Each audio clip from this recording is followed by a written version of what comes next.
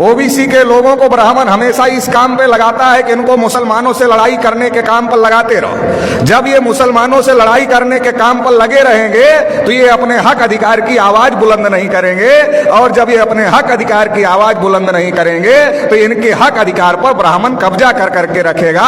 आजादी के 72 साल में हमारी गिनती हिंदू के नाम पर करते रहे और हमारे सारे हक अधिकार पर ब्राह्मणों ने कब्जा कर लिया। मुल्क की आजादी के 72 साल में इस देश में जानवरों की गिनती हुई, कुत्तों की गिनती हुई, हिजड़ों की गिनती हुई, मगर जो हम लोग हैं 52% ओबीसी के लोग, हमारी गिनती नहीं हुई।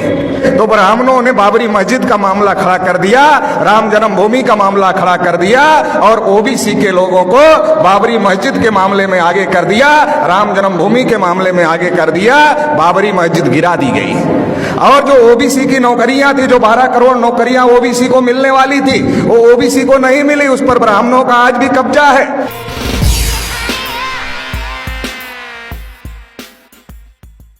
आदिवासियों को के ऊपर भी बड़े पैमाने पर जुल्म और ज्यादती हो रही है। सिखों का देश में लाखों की संख्या में कत्लेआम हुआ।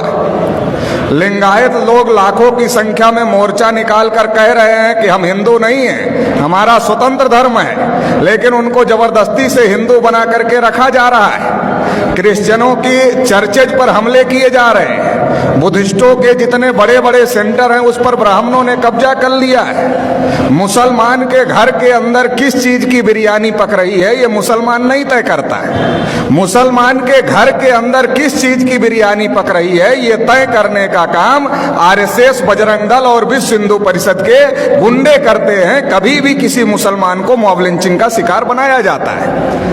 अलग अलग माइनॉरिटीज के हालात खराब है। देश का एक बड़ा तबका है जिसे ओबीसी कहा जाता है, जिसका मैं नेशनल प्रेसिडेंट हूं। मुल्क की आजादी के 72 साल में इस देश में जानवरों की गिनती हुई, कुत्तों की गिनती हुई, हिजड़ों की गिनती हुई, मगर जो हम लोग हैं 52% ओबीसी के लोग, हमारी गिनती नहीं हुई। ओबीसी के लोगों को ब्राह्मण हमेशा इस काम पे लगाता है कि इनको मुसलमानों से लड़ाई करने के काम पर लगाते रहो। जब ये मुसलमानों से लड़ाई करने के काम पर लगे रहेंगे तो ये अपने हक अधिकार की आवाज बुलंद नहीं करेंगे, और जब ये अपने हक अधिकार की आवाज बुलंद नहीं करेंगे तो इनके हक अधिकार पर ब्राह्मण कब्जा कर करके रखेगा। आजादी के 72 साल में हमारी गिनती हिंदू के नाम पर करते रहे और हमारे सारे हक अधिकार पर ब्राह्मणों ने कब्जा कर लिया।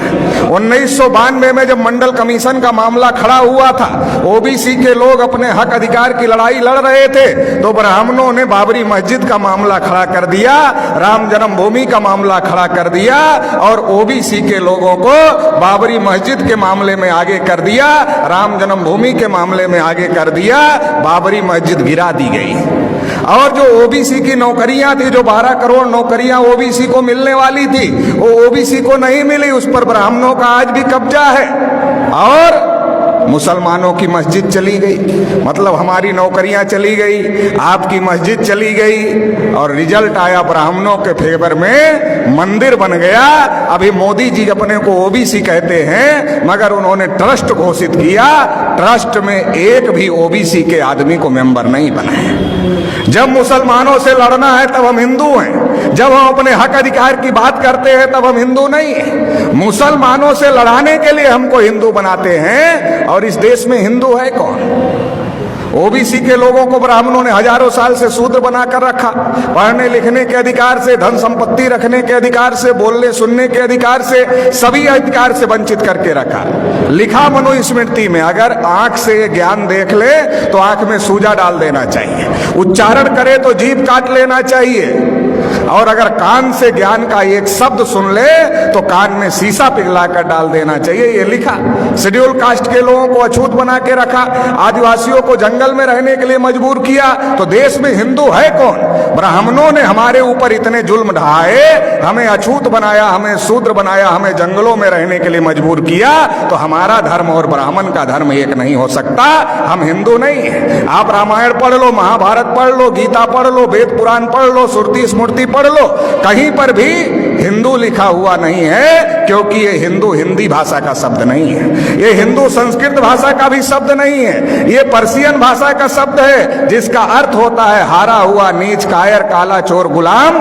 आज भी ब्राह्मण हमको गुलाम कहते हैं, हम गुलाम बनने के लिए तैयार नहीं हैं और हम हिंदू नहीं हैं, तो फिर हम क्या हैं? हम इस देश के मूल निवासी हैं। और मूल निवासी कौन है? इस देश के शासक हैं, इस देश के राजा हैं। सम्राट अशोक का नाम आपने सुना होगा, अफगानिस्तान तक, रसिया के बॉर्डर तक सम्राट अशोक का राज था। हम लोग उस वंश के लोग हैं। इस बात को हम लोगों को समझने की जरूरत है। भारत के मुसलमान कोई अरब ईरान से आए हुए लोग नहीं हैं, हमारे डीएनए के भाई हैं, हमारे खून के भाई हैं। जब ब्राह्मणों ने हमारे बुजुर्गों पर जुल्म किया तो हमारे बुजुर्गों ने इंसाफ के मजहब को पसंद किया और इस्लाम को स्वीकार किया।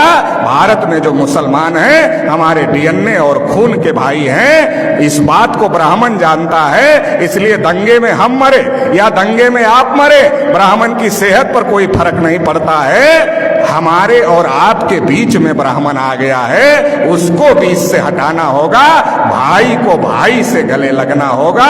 ब्राह्मणों ने हजारों साल से हमको मजलूम बना के रखा, 72 साल में मुसलमानों को मजलूम बना दिया है। इसलिए मजलूम को इकट्ठा होना होगा और जो ब्राह्मणों ने नाइंसाफी का निजाम कायम किया है इसे ध्वस्त करना होगा और इंसाफ कायम करना होगा। इंसाफ की इस लड़ाई में आप साथ देंगे, इतना ही कहते हुए आपने मुझे सुना, इसके लिए आभार, धन्यवाद। जय मुझे।